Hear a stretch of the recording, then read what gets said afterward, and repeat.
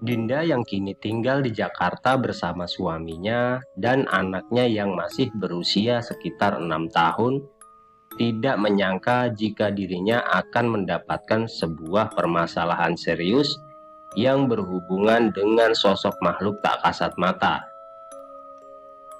Dan semuanya berawal ketika mendiang ibunya meninggal dunia setelah mengalami sebuah penyakit aneh yang dideritanya selama lebih dari 6 bulan lamanya. Ketika di malam ketiga setelah meninggalnya Bu Rahmi, Dinda mendapatkan sebuah mimpi yang aneh sekaligus menyeramkan. Di dalam mimpinya itu, dia melihat ibunya dengan kondisi yang sangat mengenaskan. Tubuhnya yang kurus dengan pakaian yang compang-camping terlihat sedang diseret oleh makhluk menyeramkan yang memiliki tubuh besar seperti tubuh manusia, namun berbulu hitam dan memiliki kepala yang bentuknya seperti kepala hewan buas dengan taring panjang dan lidah yang menjulur keluar. Jerit kesakitan dan rintihan Bu Rahmi terus didengar oleh Dinda yang kala itu hanya diam mematung tanpa dapat melakukan apapun. Dan setelah sosok menyeramkan yang terus menjambak rambut ibunya dan menyeretnya itu menghilang, Dinda pun terbangun dari tidurnya dengan keringat yang membasahi seluruh tubuhnya. Berhari-hari setelah mimpi itu, Dinda tidak bisa menghilangkan bayangan mengerikan yang terus menghantuinya. Setiap kali dia mencoba menenangkan diri, gambaran ibunya yang diseret oleh makhluk menyeramkan itu muncul dalam benaknya. Dia merasa ada sesuatu yang tidak beres, seolah ada pesan tersembunyi yang ingin disampaikan kepadanya melalui mimpi tersebut. Sejak saat itu, dia merasa keadaan di rumahnya pun mulai berbeda. Udara di dalam rumah terkadang menjadi lebih dingin tanpa sebab dan sering terdengar suara-suara aneh di malam hari. Awalnya, Dinda mencoba mengabaikan hal itu. Dia berpikir bahwa itu hanyalah perasaannya saja yang masih terguncang setelah kehilangan ibunya. Namun, kejadian-kejadian aneh itu semakin terlihat nyata. Anaknya yang bernama Mila pun mulai sering terbangun di tengah malam dan menangis tanpa alasan yang jelas. Ketika ditanya, bocah itu hanya menunjuk ke sudut kamar seolah dia sedang melihat sesuatu yang tak kasat mata. Terkadang, Mila juga terlihat berbicara sendiri seolah sedang berinteraksi dengan seseorang yang tidak bisa dilihat oleh orang lain. Suaminya yang awalnya tidak terlalu percaya pada hal-hal mistis mulai merasakan juga sebuah keganjilan.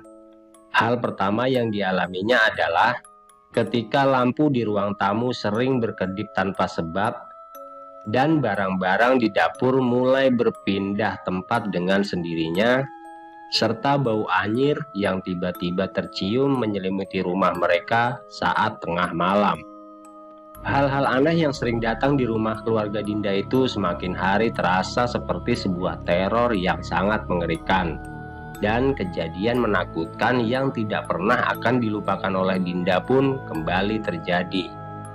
Suatu malam, Dinda yang terbangun karena mendengar suara aneh dari luar kamar mendapati pintu rumah yang sebelumnya sudah terkunci rapat kini telah terbuka sedikit. Angin dingin menyusup masuk membawa serta aroma yang begitu familiar. Dan ketika dia mencium aroma itu, Dinda pun langsung teringat dengan bau pada pakaian ibunya sebelum dia meninggal dunia. Mendapati hal itu dengan langkah ragu, dia pun mendekati pintu dan mengintip ke arah luar. Dan di antara gelapnya malam, matanya menangkap sesuatu yang membuatnya hampir berteriak. Kala itu, Dinda melihat sosok yang pernah dilihatnya di dalam mimpi. Sosok makhluk besar berbulu hitam dengan kepala menyerupai hewan buas berdiri di sana. Matanya yang merah menyala menatap lurus ke arahnya, serta taring panjangnya tampak berkilat di bawah cahaya bulan dan lidahnya terus menjulur sambil meneteskan air liurnya. Sejenak Dinda merasa tubuhnya membeku. Ketakutan yang mencekam membuatnya sulit bernapas. Namun setelah itu, dia pun tidak ingat apa yang terjadi setelahnya. Keesokan harinya, Dinda dibuat terkejut ketika dia terbangun dan mendapati dirinya sudah berada di dalam kamar perawatan di sebuah rumah sakit. Saat itu, Risma yang menjaganya dibuat lega setelah Dinda kembali mendapatkan kesadarannya. Hah? Kok gue di sini sih, Kak? Tanya Dinda dengan wajah penasarannya. Ya, mana gue tahu, Din. Tadi pagi gue ditelepon Panji. Gue disuruh kesini buat nungguin elu. Soalnya dia ada rapat penting sama bosnya, balas Risma menjelaskan. Terus Mila sama siapa, Kak? Sambung Dinda menanyakan keadaan putri kecilnya. Ada di rumah gue, Din. Udah lu tenang aja, semua udah ke-handle kok. Yang penting sekarang lu cepet sehat deh. Repot tahu kalau lu lama-lama di sini, balas Risma sambil tersenyum.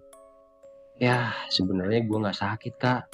Cuma ada sedikit masalah yang lagi ngeganggu banget deh, ujar Dinda menjelaskan. Masalah apa sih, Din? Ceritalah, barangkali gue bisa bantu. Ya lagian lu mau cerita ke siapa lagi sih kalau bukan ke gue sama ke Mary? Kan sekarang ibu udah nggak ada, balas Risma sambil mengusap tangan adiknya itu. Gue mau cerita sesuatu, Kak, tapi tolong lu jangan anggap gue gila atau nggak waras ya. Soalnya masalah yang gue alamin ini emang agak sedikit horor sih, Kak, ucap Dinda yang perlahan mulai duduk di ranjang tempat tidurnya. Iya, lu coba cerita aja deh, nanti kita sama-sama cari solusinya, balas Risma yang mencoba meyakinkan Dinda. Sebelum mulai bercerita, Dinda sejenak menarik napas dalam-dalam dan mencoba mengumpulkan keberanian untuk menceritakan apa yang sedang dia alami. Matanya sedikit berkaca-kaca, bukan karena rasa sakit, akan tetapi karena rasa takut yang selama ini dia pendam sendiri. Risma tetap menggenggam tangannya erat, seraya memberi dukungan tanpa banyak bertanya. Gue mimpi aneh tahu, Kak. Tapi kayak bukan sekedar mimpi biasa gitu, ujar Dinda dengan suara yang terdengar sedikit bergetar. Gue ngeliat ibu, Kak, tapi bukan kayak ibu yang biasa kita kenal. Dia kurus kering, Kak, terus bajunya sobek-sobek. Dan yang lebih serem lagi, ada makhluk gede berbulu hitam yang nyeret ibu ke tempat gelap. Imbuh Dinda menceritakan mimpinya. Risma terdiam mendengarkan apa yang diceritakan oleh adiknya itu. Tubuhnya mulai merasa sedikit merinding, tapi dia tetap mencoba bersikap tenang agar tidak membuat Dinda semakin ketakutan. Terus, lu ngeliat apa lagi, Din? Tanya Risma dengan suara pelan. Ibu kayak merintih kesakitan gitu, Kak. Dia kayak minta tolong ke gue. Tapi dalam mimpi itu gue gak bisa ngelakuin apa-apa. Gue cuma bisa diem, ngeliatin dia diseret sama makhluk itu. Terus pas gue kebangun, gue keringetan, badan gue lemes banget. Gue kira udah kelar, tapi ternyata, ujar Dinda dengan kalimat penggantung karena ragu untuk melanjutkan ceritanya.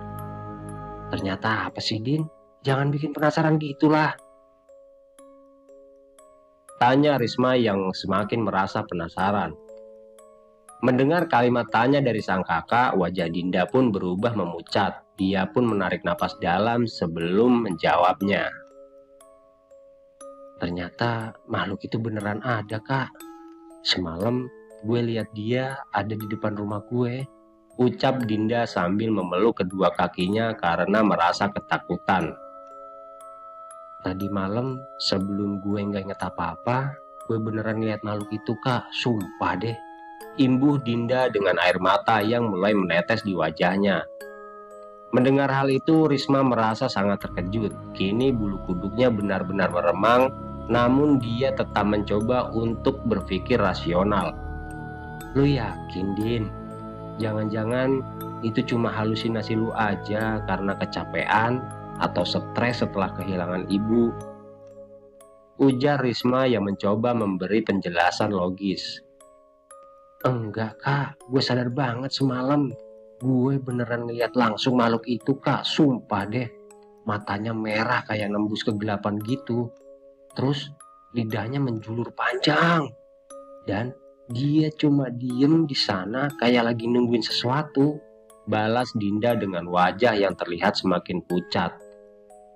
Nah, yang paling bikin gue takut kak, gue denger suara ibu kak. Imbuh Dinda dengan tangisan yang memecah keheningan ruang kamarnya. Ibu terus minta tolong kak. Suara itu gue denger sampai gue gak inget apa-apa lagi. Dan gue tahu-tahu bangun ada di kamar ini. Ucap Dinda berbisik lirih.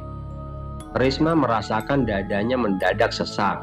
Dia yang tidak pernah percaya akan hal-hal semacam itu sebelumnya, mulai ikut merasakan kengerian dari cara Dinda berbicara. Ekspresinya dan semua rasa takutnya terasa terlalu nyata untuk dianggap sekedar halusinasi. Sejenak keheningan pun memenuhi ruangan itu. Dinda terlihat menunduk sambil menggigit bibirnya sendiri. Sementara Risma mencoba mencari kata-kata yang tepat. Din, lu tenang dulu ya. Kalau ini beneran, kita nggak bisa diem aja, Din. Kita harus cari tahu ada apa sebenarnya yang terjadi sama ibu sebelum ibu meninggal. Ucap Risma yang sedikit membuat Dinda merasa lega. Mendengar hal itu, Dinda mengangkat wajahnya dan menatap Risma penuh harap. Lu beneran percaya sama gue, kak? Tanya Dinda menegaskan. Iya, Din. Kita bakal cari tahu apa yang sebenarnya udah dialamin sama ibu. Dan kita akan cari cara juga supaya lu gak lagi diganggu sama makhluk itu. Gue janji. Balas Risma dengan wajah yang terlihat sangat meyakinkan. Keesokan harinya setelah kondisi Dinda membaik dan Dinda dibawa pulang ke rumahnya, Risma pun langsung menghubungi kerabatnya yang tinggal di daerah Jawa Tengah. Risma pun menceritakan apa yang dialami Dinda dan meminta tolong kepada kerabatnya itu untuk mencari penyebab dari permasalahan yang sedang mereka hadapi. Setelah itu, Risma juga menceritakan apa yang dialaminya itu kepada Panji suaminya. Dan karena Panji sendiri sudah beberapa kali mengalami kejadian-kejadian janggal di rumahnya, dia pun percaya akan apa yang diceritakan oleh kakak iparnya itu. Panji pun tidak tinggal diam. Dia berjanji kepada Risma akan mencari orang yang mengerti tentang hal-hal di luar nalar manusia. Tapi Risma meminta Panji untuk menunggu kerabatnya yang akan datang dalam beberapa hari ke depan. Karena hanya beliaulah yang mengetahui tentang seluk-beluk ibunya semasa dia masih hidup. Beberapa hari kemudian, kerabat yang dimaksud oleh Risma pun datang. Dia adalah kakak tertua dari mendiang Bu Rahmi yang tinggal di sebuah daerah di Jawa Tengah. Kedatangan Pak D Sukoco itu disambut gembira oleh Risma dan juga Dinda serta keluarga mereka yang lain. Dan seolah tidak ingin membuang waktu, Dinda pun segera menceritakan apa yang sedang dialaminya kala itu. Pak D Sukoco mendengarkan dengan seksama setiap kata yang keluar dari mulut Dinda. Wajahnya terlihat tetap tenang, tetapi sorot matanya memperlihatkan sesuatu yang sulit diartikan. Dia seperti seorang yang sudah menduga akan hal yang sedang dialami oleh Dinda. Setelah Dinda selesai bercerita, Pak D Sukoco menghela nafas panjang sambil memejamkan kedua matanya, lalu menatap mereka satu persatu dengan raut wajah yang terlihat sangat serius. Apa yang kalian alami ini bukanlah hal biasa, Nduk, ucap Pak D Sukoco lirih. Dan aku sudah menduganya sejak lama, imbuh Pak D Sukoco sambil menganggukkan kepalanya. Maksud Pak D? Maksud Pak D apa ya? Tanya Panji yang sejak tadi ikut mendengarkan. Sebenarnya mendiang Rahmi sudah terikat dengan sesuatu yang sangat mengerikan. Dan itu sudah terjadi sejak lama, Duk, Le. Sebelum dia menikah dengan ayah kalian, dia pernah mengalami kejadian yang membuat hidupnya tidak sama lagi. Balas Pade Sukoco. Mendengar apa yang telah disampaikan oleh Pade Sukoco, Dinda pun tampak sangat terkejut. Jantungnya berdegup dengan kencang, serta membawa firasat buruk yang mulai merayapi pikirannya. Rahmi pernah tanpa sengaja melanggar batas. Lanjut Pade Sukoco dengan suara berat. Dulu semasa dia muda, dia pernah mendatangi sebuah tempat yang sangat terlarang untuk didatangi oleh warga desa tempat kami tinggal. Tempat itu konon adalah tempat persinggahan dari sosok makhluk gaib yang masih memiliki hubungan dengan penguasa Laut Selatan. Tempat itu adalah sebuah bukit kecil yang dikelilingi oleh telaga. Tempat itu memang terkenal wingit sejak zaman dulu, Nduk. Dan ibumu bersama beberapa orang temannya yang merasa penasaran dengan tempat itu nekat masuk ke sana. Imbuh Pade Sukoco menjelaskan. Pade Sukoco berhenti sejenak dan menghela nafas panjang seolah dia mengingat kembali sesuatu yang tidak ingin dia kenang. Selain itu, beberapa teman yang ikut bersamanya sudah meninggal sejak lama. Dan setahuku, hanya ibumu saja yang dapat hidup lama hingga dia menikah dan dikaruniai sebuah keluarga yang bahagia. Lanjut Pade Sukoco menceritakan. Apa tempat itu sekarang masih ada, Pade? Tanya Risma penasaran. Masih, Nduk. Dan bahkan tempat itu masih menjadi tempat yang wingit. Balas Pade Sukoco sambil menatap keponakannya itu satu persatu. Setelah ibumu dan beberapa temannya mengalami sebuah penyakit aneh, para sesepuh desa dari 4 dusun sepakat untuk membuatkan sebuah bangunan kecil yang mengelilingi tempat persinggahan sosok makhluk gaib yang konon bernama Nyai Sembrani. Dan sejak saat itu, bangunan berukuran 2 meter persegi itu hanya didatangi oleh juru kunci setempat untuk memberikan sesaji ketika akan ada acara besar di desa kami. Imbuh Pade Sukoco melanjutkan ceritanya. Kenapa tidak ada yang melarang ibu dan teman-temannya, Pade? Masa di telaga seluas itu tidak ada orang sama sekali? Tanya Risma yang semakin penasaran dengan apa yang telah terjadi pada mendiang ibunya. Menurut cerita dari almarhum Mbah Peno, pemilik sampan yang ada di pinggir telaga itu mengatakan jika mendiang ibumu bersama kelima teman-temannya itu hanya ingin mencari bunga anggrek yang ada di pinggiran bukit kecil itu. Tapi tidak ada yang menyangka kalau mereka akan menaiki bukit untuk melihat tempat persinggahan gaib yang konon katanya terdapat sebuah batu berkilau seperti emas. Balas Pade Sukoco menjelaskan. Dan setelah kembali ke rumah mereka masing-masing, satu persatu dari mereka termasuk juga ibumu mulai jatuh sakit dan mengalami gangguan-gangguan dari makhluk-makhluk tak kasat mata yang wujudnya mengerikan. Imbuh Pade Sukoco. Apa makhluk itu seperti makhluk besar berbulu hitam dengan kepala hewan buas, Pade? Tanya Dinda yang langsung dijawab oleh Pade Sukoco dengan anggukan kepala. Seketika itu juga tubuh Dinda terasa lemas dan tangannya mulai mencengkeram baju yang dikenakannya dengan erat dan terus mencoba mencerna semua yang baru saja dia dengar. Sejak saat itu kehidupan ibumu berubah, Nduk. Dia sering sakit-sakitan dan bermimpi buruk terus-menerus. Terkadang dia juga berbicara sendiri di tengah malam, seolah dia sedang berkomunikasi dengan sesuatu yang tak bisa kita lihat.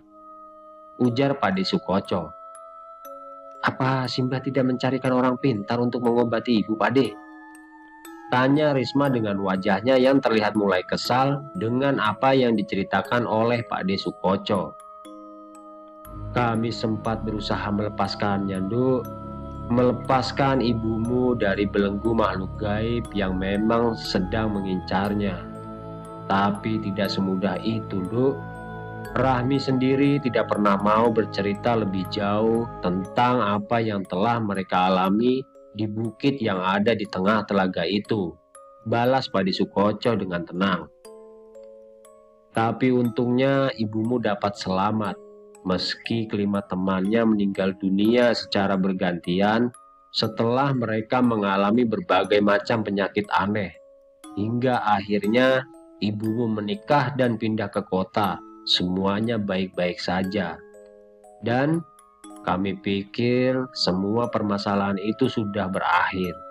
Tapi rupanya masih meninggalkan jejak yang semakin sulit untuk diatasi. Imbuh Pade Sukoco sambil memejamkan matanya. Dinda merasakan tubuhnya semakin melemah, hatinya terguncang ketika mendengar kenyataan bahwa ibunya telah menyimpan beban itu sendirian. Namun, ada satu hal yang masih mengganjal di benaknya, dan hal itu langsung ditanyakan kepada Pade Sukoco. Oh iya Pade, kalau semua teman ibu meninggal, dan hanya ibulah satu-satunya orang yang selamat, kenapa justru sekarang makhluk itu kembali? Dan kenapa harus aku yang melihat semua itu, Pade? Tanya Dinda dengan suara lirih. Pade Sukoco membuka matanya lalu menatap Dinda dalam-dalam. Dan setelah menghela nafas, akhirnya lelaki yang usianya hampir menginjak 70 tahun itu menjawab. Sepertinya karena perjanjian itu belum selesai, Nduk. Balas Pade Sukoco dengan singkat. Mendengar hal itu, jantung Dinda berdetak lebih kencang. Sementara itu, Risma dan Panji pun terdiam menunggu penjelasan lebih lanjut dari Pade Sukoco. Dulu setelah kejadian itu, ada yang menduga bahwa salah satu dari mereka telah mengambil sesuatu yang sangat terlarang. Jangankan untuk diambil, ada yang mengatakan jika ada yang melihat saja benda itu, maka orang itu akan terkena sial. Ujar Pade Sukoco menjelaskan. Benda apa, Pakde? Maksudku, apakah itu benda nyata atau benda gaib? Tanya Risma penasaran.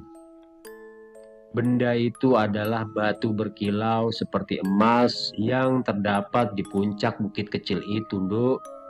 Batu itu bukan batu biasa. Itu adalah sebuah tanda dari Nyai Sembrani, dan barang siapa yang mengambilnya tanpa izin akan terkena kutukan. Dan makhluk besar berbulu itu adalah sosok penjaganya. Jawab Pade Sukoco menjelaskan. Tidak ada yang tahu pasti siapa yang mengambil benda itu. Tapi, jika sekarang salah satu dari kalian telah melihat sosok penjaga benda itu, maka berarti mendiang ibumulah yang telah mengambilnya. Imbuh Pade Sukoco lagi. Dinda dan Risma kembali terkejut mendengarnya. Mereka seolah tidak percaya dengan apa yang telah diceritakan oleh Pade Sukoco. Akan tetapi, pada kenyataannya, memang Dindalah yang sepertinya sedang diincar oleh makhluk penjaga dari batu yang tadi diceritakan oleh Pade Sukoco. Keheningan menyelimuti ruangan dan Dinda pun merasakan kepalanya berputar dan pikirannya dipenuhi dengan berbagai pertanyaan yang tak mampu dia jawab. Apakah benar ibunya yang telah mengambil batu itu? Dan jika memang iya, mengapa dia tidak pernah menceritakan hal itu kepada anak-anaknya? Pade, kalau memang ibu yang telah mengambilnya, kenapa makhluk itu baru muncul sekarang, Pade? Kenapa tidak sejak dulu-dulu saja? Tanya Risma yang merasa ada sesuatu yang aneh pada apa yang telah diceritakan oleh Pade Sukoco. Itulah yang menjadi pertanyaanku juga, Dok. Tapi ada satu kemungkinan. Seseorang yang mengambil benda terlarang seperti itu bisa saja selamat, asalkan saja dia selalu memberikan sesuatu sebagai gantinya. Balas Pade Sukoco dengan suara berat. Maksud Pade dengan memberikan sesaji-sesaji seperti itu? Tanya Dinda yang merasa semakin penasaran. Mungkin bisa lebih dari sekedar sesaji, Dok. Bisa jadi ibu kalian telah melakukan sesuatu untuk menunda akibat dari perbuatannya di masa lalu. Tapi ketika dia meninggal, maka perjanjian itu akan terputus. Balas Pade Sukoco dengan tenang. Seketika itu juga bulu kuduk Dinda berdiri ketika mendengar penjelasan dari Pade Sukoco. Dia merasa seperti berada di ambang sesuatu yang lebih berbahaya dari apa yang dia kira sebelumnya. Dan sekarang makhluk itu sepertinya sedang menuntut haknya untuk kembali, Duk. Dinda merasa nafasnya semakin berat dan matanya memandang ke arah Risma dan juga Panji yang juga tampak tegang. Jika yang dikatakan Pade Sukoco itu benar, maka bukan hanya dirinya yang sedang dalam bahaya, tapi juga anaknya yang bernama Mila yang usianya masih sangat muda. Jadi, apa yang harus kita lakukan sekarang, Pade? Apakah ada cara untuk menghentikan semua ini? Tanya Panji yang sedari tadi diam dan hanya menyimak penjelasan dari Pade Sukoco. Pade Sukoco menatap mereka dengan penuh pertimbangan. Dia juga sebenarnya ragu akan semua yang telah dikatakannya itu. Tapi apa yang diceritakan oleh Dinda pernah juga dia dengar dari Bu Rahmi sewaktu dia belum menikah. Namun walaupun begitu, Pade Sukoco mengaku jika dia tidak tahu apakah adik perempuannya itu benar-benar mengambil benda terlarang itu. Satu-satunya cara adalah mengembalikan apa yang telah dia ambil dan mencari jalan untuk memutus perjanjian itu. Balas Pade Sukoco dengan suara berat. Tapi bagaimana caranya, Pade? Sedangkan kami tidak tahu batu yang Pade maksud. Dan ibu juga tidak pernah menceritakan pengalaman mengerikan itu, Pade. Tanya Dinda sambil menatap ke arah Risma. Itulah yang harus kita cari, Duk. Mungkin kalian harus mencarinya di rumah ibu kalian. Balas Pade Sukoco menjelaskan. Setelah perbincangan itu, Dinda dan Risma serta Panji pun akhirnya sepakat jika mereka akan mengajak Pade Sukoco ke rumah mendiang ibunya yang kini ditempati oleh adik bungsu mereka yang bernama Mary. Di sana, mereka akan mencari benda yang dimaksud oleh Pade Sukoco, walau mereka sendiri belum pernah melihatnya secara langsung. Malam itu, Risma pun segera menghubungi Mary dan mengatakan jika mereka berencana untuk pergi ke rumah ibunya besok pagi. Tapi Risma tidak mengatakan maksud dan tujuan mereka datang ke sana. Hal itu sengaja dilakukan untuk menghindari hal-hal yang tidak diinginkan. Malam itu juga Dinda tidak bisa tidur dengan nyenyak.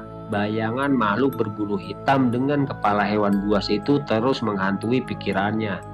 Setiap kali dia mencoba memejamkan mata, jeritan ibunya dalam mimpi kembali terdengar jelas. Seperti ada sesuatu yang ingin diberitahukan oleh mendiang ibunya, tapi Dinda masih belum bisa untuk memahaminya. Keesokan harinya mereka berangkat pagi-pagi ke rumah lama mereka. Rumah itu terletak di pinggiran kota dan sedikit terpencil dengan halaman yang mulai dipenuhi ilalang. Saat mereka tiba, Mary sudah menunggu di depan pintu dengan wajah bingung. Ada apa sih, Kak? Kok tiba-tiba datang dan nyuruh gue bongkar-bongkar rumah? Tanya Mary yang merasa heran. Risma menarik napas panjang sebelum menjelaskan maksud dan tujuan mereka datang tanpa membuat Mary ketakutan. Kami cuma mau cari sesuatu yang mungkin dulu disimpan ibu tapi kita nggak tahu, Mer. Oh gitu. Apa barang itu mau dibawa Pak Desukoco ke desa, Kak? Tanya Mary penasaran. Betul, kamu itu kadang-kadang pinter juga sih, balas Risma sambil tersenyum. Ya udah Kak, kalau gitu ayo kita cari, balas Mary dengan wajahnya yang begitu lugu. Tanpa menunda lagi, mereka pun segera menyisir setiap sudut rumah. Mereka membuka lemari tua dan memeriksa semua laci-laci yang ada di sana. Bahkan Panji pun menaiki loteng yang sudah bertahun-tahun tak tersentuh untuk mencari benda tersebut. Hingga akhirnya di dalam lemari yang memiliki sebuah laci rahasia terdapat sebuah kotak kayu kecil yang ditemukan oleh Dinda di kamar mendiang Bu Rahmi. Sebuah kain putih yang sudah lusuh membungkus benda kecil berbentuk bulat di dalam kotak kecil itu. Dan saat Dinda membuka kain itu, matanya pun terbelalak karena dia melihat ada sebuah batu kecil berwarna keemasan bersinar redup meski ruangan itu diterangi lampu temaram. Oh, jadi ini yang kalian cari. Tapi kenapa batu ini ada di sini sih? Perasaan gue nggak pernah lihat kotak itu deh, ujar Mary yang merasa kebingungan. Iya, Mer. Di lemari ibu ada laci rahasia yang bisa dibuka hanya dari arah samping. Nah, kalau dari arah depan, laci itu akan menunjukkan tempat yang lain, balas Dinda menjelaskan. Kakak, coba Kak, tunjukin di mana laci itu. Kali aja ibu nyimpen perhiasan lainnya di sana, ucap Mary sambil berjalan ke arah kamar ibunya. Nah, ini nih lacinya.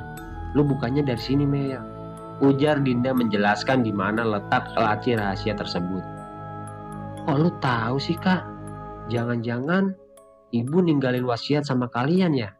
Kok gue nggak dikasih tahu sih? Balas Mary yang membuat Risma dan Dinda tersenyum. Tenang aja, Mer. Rumah ini bakal jadi milik elu karena gua sama Dinda kan udah ada rumah. Terus selain itu, ibu nggak ninggalin apa-apa lagi.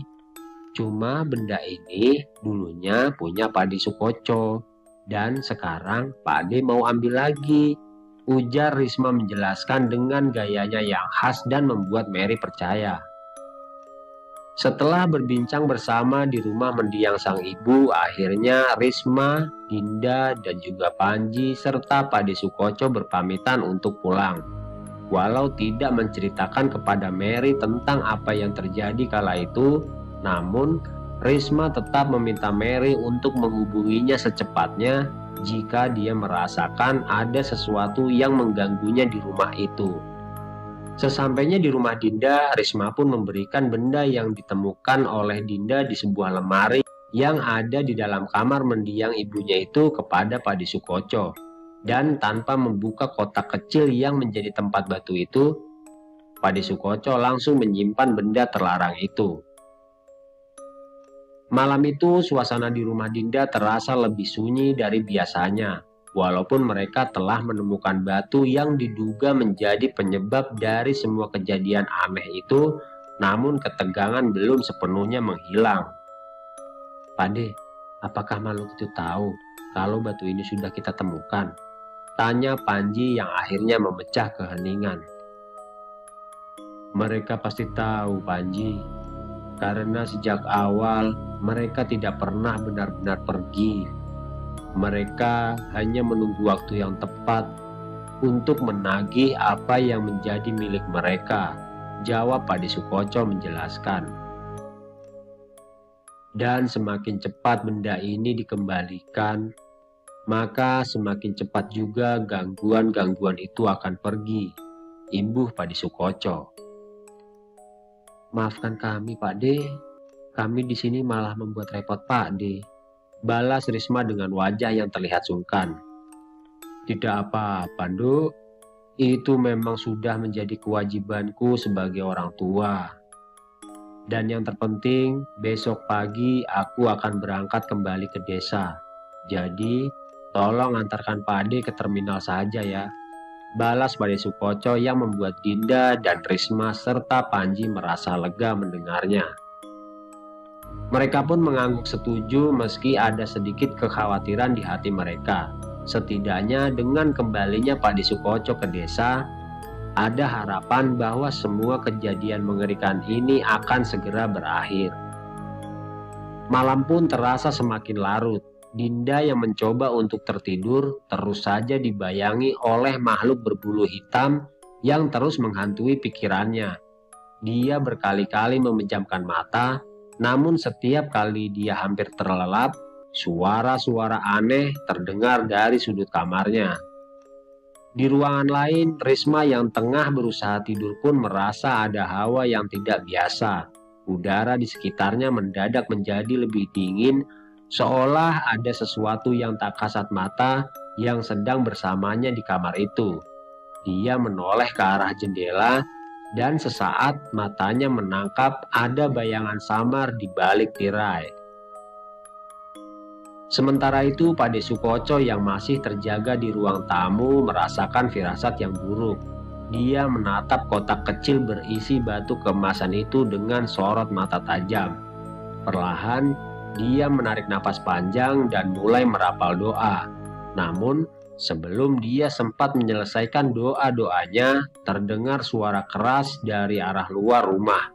Seperti ada sesuatu yang besar yang sedang menghantam tembok. Dinda terlonjak kaget dari tidurnya. Dia pun mengedarkan pandangannya ke sekitar dan mendapati suaminya dengan wajah yang kebingungan. Sementara itu, Risma bergegas keluar dari dalam kamar. Dan ketika mereka sudah berada di ruang tamu, mereka pun hanya saling berpandangan dengan ketakutan yang jelas tergambar di wajah mereka. "Pade, tadi itu suara apa?" tanya Panji sambil berbisik. "Sepertinya mereka tahu apa yang akan kita lakukan. Dan sebaiknya kalian teruslah berdoa dalam hati agar sosok makhluk itu tidak sampai mencelakai kita malam ini," balas Pade Sukoco dengan wajah yang terlihat tetap tenang. Suasana di dalam rumah terasa semakin mencekam. Hanya suara nafas mereka yang terdengar sesekali bercampur dengan suara ranting pohon yang bergesekan diterpa angin. Tapi tiba-tiba suara langkah berat terdengar di teras depan rumah mereka, seperti sesuatu yang besar sedang berjalan perlahan dan mulai mengitari rumah mereka.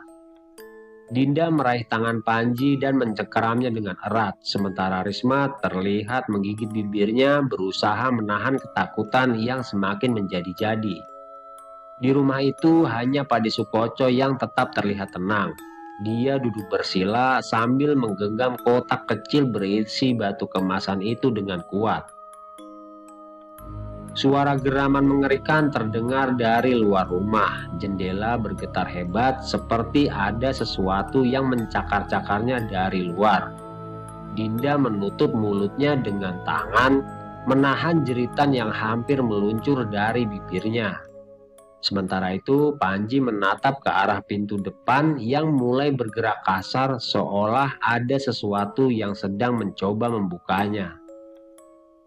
Pade Sukoco mulai merapal doa dengan lebih khusyuk dan tangannya bergerak cepat mengeluarkan sesuatu dari dalam tasnya.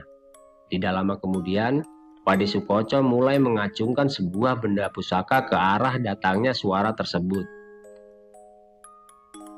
Sekejap kemudian suara gemuruh menggema di dalam rumah yang disusul dengan angin kencang yang tiba-tiba datang walau semua pintu dan jendela masih tertutup rapat. Menghadapi hal itu, Pade Sukoco terus berusaha untuk melawan. Dengan benda pusaka yang kini ada di genggamannya, dia terus berusaha mengusir sosok makhluk gaib yang datang menyerang malam itu.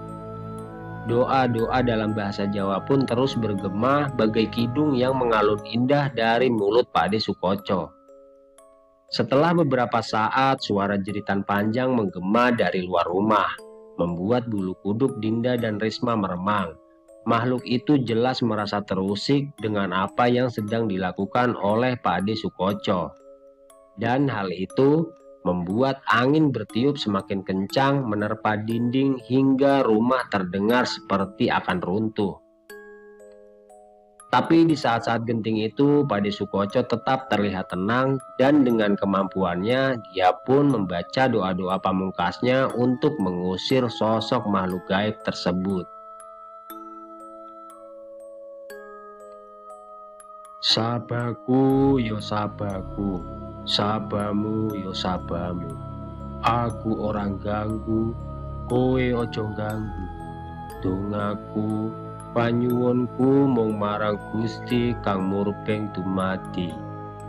Baliyo nang panggonanmu, ojo ganggu anak putuku. Bersamaan dengan itu, benda pusaka yang ada di tangannya berpendar redup. Lalu tiba-tiba kilatan cahaya kecil muncul seolah ada yang terbakar di udara. Dan setelah itu terdengar suara seperti sebuah benda yang sedang berbenturan dengan sangat kencang. Setelah itu suara yang sangat mengerikan terdengar lebih jauh dan angin yang bertiup kencang di dalam rumah tiba-tiba menghilang. Pak Ade Sukoco menurunkan benda pusakanya sambil menghembuskan nafas panjang. Wajahnya tampak terlihat sedikit pucat, tapi dia tetap berusaha terlihat tegar. Sementara itu Dinda dan Panji serta Risma terus menatap pintu depan rumah mereka dengan tatapan kosong, seolah-olah mereka masih tidak percaya dengan apa yang baru saja terjadi. Mudah-mudahan saja setelah ini tidak ada lagi kejadian yang mengerikan seperti ini, ujar Pak Ade Sukoco dengan wajah yang mulai terlihat kembali tenang. Besok gue nginep di rumah lu ya kak, ucap Dinda dengan suara yang terdengar sangat pelan. Kalian tenang saja Nduk, biar Pak Ade yang urus semuanya. Setelah sampai di desa, Pak Ade akan mengembalikan benda ini dan akan memutus perjanjian yang mungkin telah dilakukan oleh ibumu, ujar Pak Ade Sukoco yang mencoba menenangkan keponakannya itu. Iya Pak Ade, terima kasih banyak. Maafkan kami sudah merepotkan Pak Ade, balas Panji yang terlihat semakin tenang. Keesokan harinya mereka pun langsung mengantar Pak Ade Sukoco ke sebuah terminal bus. Dan Pak Ade Sukoco pun langsung berangkat menuju ke kampung halamannya setelah mendapatkan bus yang memang berangkat di pagi hari. Setelah malam itu, Dinda tidak pernah lagi mendapatkan mimpi buruk ataupun kejadian-kejadian janggal di rumahnya. Tapi karena merasa trauma akan kejadian yang pernah dialaminya di rumah itu, akhirnya Dinda dan Panji memilih untuk menjual rumahnya dan pindah di daerah yang lebih ramai. Sejak kepindahan mereka, kehidupan Dinda dan Panji perlahan kembali normal. Tidak ada lagi suara-suara aneh di malam hari dan tidak ada lagi bayangan hitam yang mengintai dalam kegelapan. Meskipun begitu, perasaan waspada masih tetap tersisa di hati Dinda. Sementara itu, di kampung halamannya, Pak Ade Sukoco memastikan bahwa batu keemasan tersebut telah dikembalikan ke tempat asalnya dengan cara yang benar, sesuai dengan adat istiadat setempat dan doa-doa khusus yang telah diwariskan secara turun-temurun.